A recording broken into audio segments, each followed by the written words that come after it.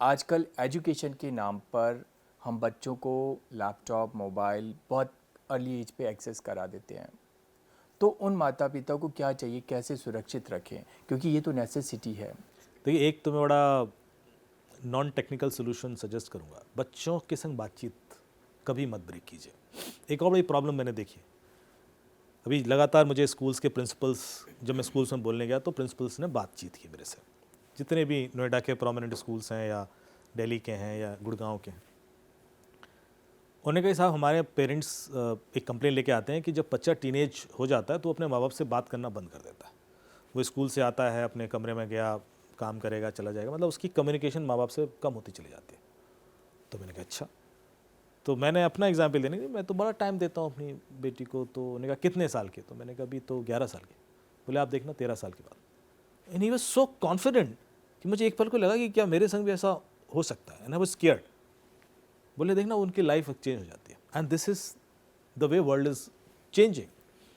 फिर मैंने अपने आसपास दोस्तों से, जो यूके में मेरे दोस्त थे, सबसे बात की, एंड दे ऑल कंप्लेंट कि यार ही इज़ राइट, ऐसा हो रहा है। बच्चे बड़ी जल्दी मैच्योर हो जाते हैं और वो फिर वो प्रिवेसी चाहते हैं और वो नहीं बातचीत करना चाहते हैं। तो ये मेरे ख्याल से नहीं रोकना चाहिए। अब कैसे करेंगे आपको इंश्योर करना है, क्योंकि जैसे ही बातचीत बंद होगी आप को नहीं पता पड़ेगा कि उसकी ज़िंदगी में क्या चल रहा है। और फिर क्या होता है कि आप अपने जो आइडियोलॉजीज़ हैं या अपने जो विज़न है या ड्रीम्स हैं उसको पुश करने लगते हैं कि आपको तो ये बनाना है, वो बनाना है, और वो बातचीत है नहीं उस लेवल की। तो बड़ा ही रेवेल टाइप का हो जाता है बच्चा उसके बाद। तो ये दूसरी मैंने प्रॉब्लम देखी। और अभी क्या हुआ, आपने देखा होगा जैसे कि जितने भी सोशल मीडिया प्लेटफॉर्म है, पहली चीज़ तो वो 13 साल से कम उम्र के बच्चों के लिए अलाउड नहीं है, लीगली नहीं है।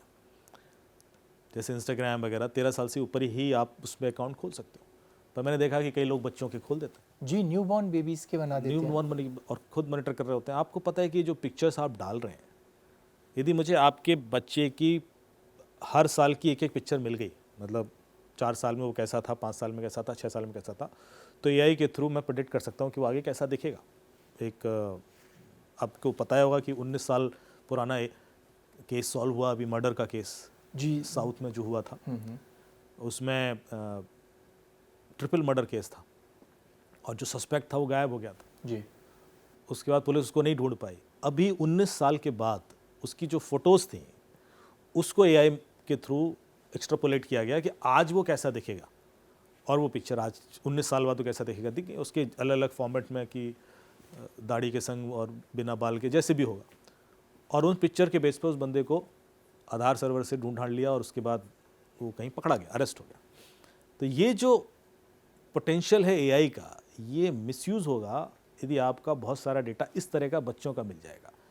मतलब ये हो सकता है कि आप इमेजिन कीजिए कि आपका बच्चा अभी 10-12 साल का है और उसको 18 साल का दिखा के एक ऑब्सीन वीडियो वायरल हो जाए, उसको पहले से ही कॉन्फिडेंस उसका टूट जाएगा।